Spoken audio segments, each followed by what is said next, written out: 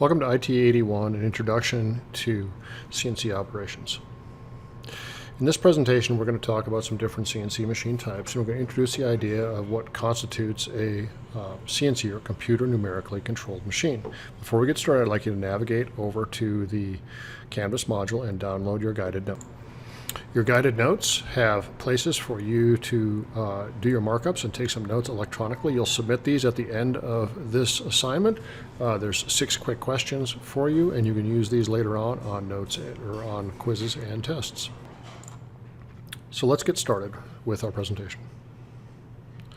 So objective here really is to demonstrate basically an understanding of basic CNC machine architecture, and what we want to really talk about some history behind it and then how they work in the big picture. With that knowledge we can move forward. We'll use that later on throughout the course. So some terms we need to start out with is the idea of CNC. You'll hear this over and over. You've probably heard it before this class, but that is defined as computer numerical controlled. And all that means is a computer is used to position a machine. So the machine has some feedback mechanisms in it, and then the code in the computer controls the machine movement. Now that's our modern CNC machines that we have in the shop, our 2 houses. Before that, we had what were called numerically controlled machines. We can do that same position to a coordinate system, but instead of having a computer do the processing, we can just feed it coordinates. And the most common way to do that used to be with a paper tape or fixed relays or fixed switches that would make a machine position. We'll look at some examples of those. So that's an NC machine. You don't see those very often anymore unless they're really, really old. Another term you're going to hear throughout the course is CAD. Many of you have had an engineering design course or have used CAD, so I use SolidWorks as the example. This is just an electronic way to model or draw a project. It's a 3-dimensional model or project, and we can take that 3-dimensional model or project and we can typically turn it into a CNC program really easily through the use of computer-aided manufacturing software, or CAM software. And that takes the model and puts it into a coordinate system for the machine to cut out. So those terms we're going to use throughout this presentation. So let's talk about CNC for a brief history and where it started out. It really started out in World War II. We're trying to make some complex shapes. We're trying to cut some complex shapes for aircraft wings and aircraft components. And this guy, John Parsons, came up with the idea of using punch cards to lay out a pattern for a machine tool to cut with. It worked pretty well, and he took it to MIT. MIT brought in and put it on punch tape, and then they also came up with the idea of how to improve it. And they said, you know what, we can use these fancy new computers that we've created, and we can incorporate those. The first one, this is a picture of a first NC machine right there. Very big, occupied a room, and that's effectively about the same size as one of our conventional mills, a little bit bigger, but a very basic 3-dimensional mill. In 1959, MIT was the first one to put a computer on the NC machine, and then we had computer numerically controlled, but they were still huge. They occupied the entire room. Now, computers got smaller, and this is an example of a 1970s era computer with a magnetic tape on it. And that allowed the machines, CNC machines, to get smaller also, and that allowed them to grow. No longer did I have to have a massive room for a small machine. When we get to the 1980s, what really made CNC take off was the fact that the personal computer, or miniaturized computers, so now I've got more computing power in a little cabinet in the back of this VF2 than I have in this entire room full of computing devices from the 1950s. So the personal computer really made CNC take off. This is the MIT NC machine from the 1950s. Little better picture of it, but you'll see it's all just relays that control it. Really, the machine is mostly computers, a little bit machine.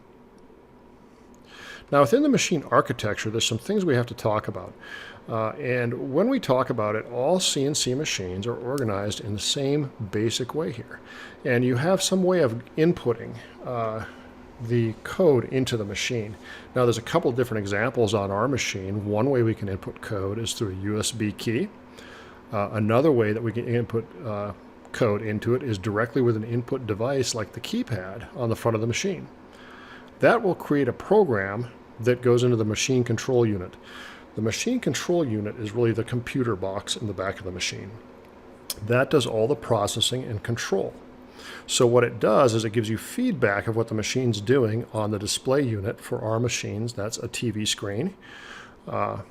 And then it sends out motion commands down to the drive system. So an example, in a drive system, you've got stepper motors or servo motors that move the individual ball screws and make the axes move. So those motion commands come from the MCU. Now as we start to move the machine, obviously we have to have machine tooling, and you always have some way of holding the tool, a tool holder, and the tool itself. Now that machine control unit will send commands down to do things like change tools, turn coolant on or off for the tools. And then the machine is moving, turning, and now it gets feedback of where it is. So some feedback sensors that we'll look at in the machine in our next module are encoders, are one example of a feedback sensor, probably the most common feedback sensor. And all an encoder does is tells the machine where it is in relation to some known position. How far has it gone? So I get position and velocity feedback to the control unit, and that allows the machine to control its own path over a predetermined array. So that's the basic CNC machine architecture. Now there's a lot of different types of CNC machines. You've got grinders, mills, lathes, cutting machines like a plasma, laser, water jet, and a torch. And then the last one is a electrical discharge machine, electrodischarge or EDM machining. So we'll look at a few of these. We won't look at all of them right now, but we will throughout the course. So the first one is a common CNC machine is a grinder, and in this instance what you're looking at here is a rotary grinder, and it looks like it's grinding down a shaft. But the real advantage to a CNC grinder is we can grind complex shapes, like on a cam or a cutting tool. So every one of the end mills that you used went through some kind of a CNC grinder. So let's take a look at a sample of a cam grinding operation. So what you'll see here is the cam grinder moving in and out, nice and smooth, and following the contour of the cam. By using a CNC machine, we can grind very complex and precise shapes. The next CNC machines we're going to look at are water jet, plasma, and laser cutting machines. They all operate about the same way. You've basically got some kind of a cutting head that moves in a path over the object. Some of them can be truly three-dimensional and move in multiple axes, but the vast majority are two-dimensional cutting. A water jet cuts using a high-pressure water stream with some abrasive. Plasma cutters cut with an electric arc plasma, and laser cutters cut with laser light. So let's watch a few of these in action.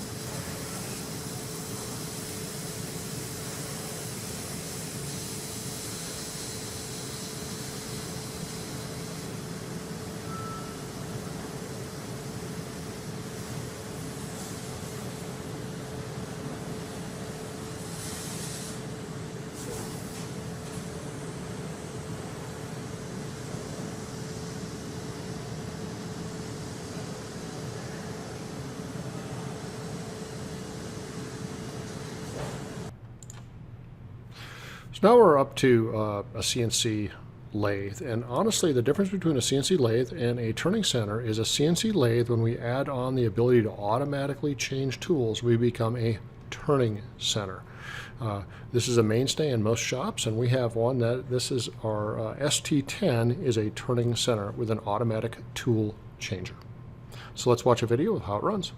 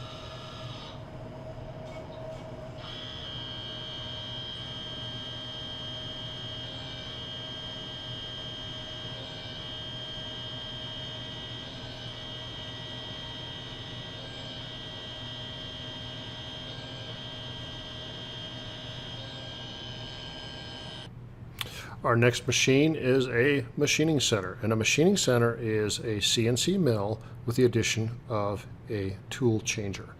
In our machine, which is a VF2, as shown right here, this piece where my cursor is flashing is the automatic tool changer, or ATC.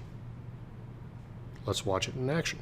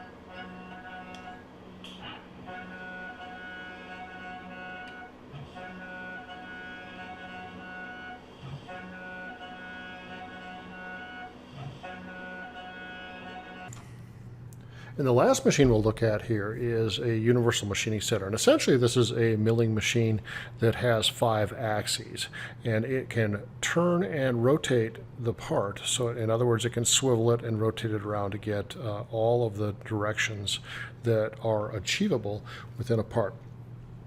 This allows for fewer setups and much higher accuracy on a finished part. Let's watch it in action.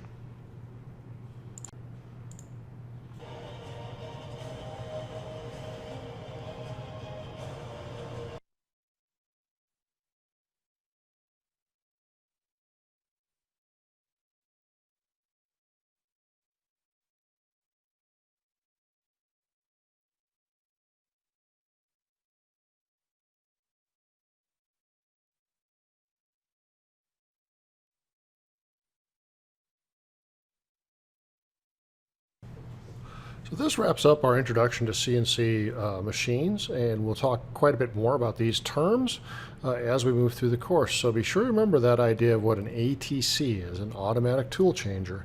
And then if I add a CNC milling machine with an automatic tool changer, or equip it with an automatic tool changer, it becomes a machining center. If I equip a CNC lathe with an automatic tool changer, it becomes a turning center. Thanks for watching. Submit your guided notes.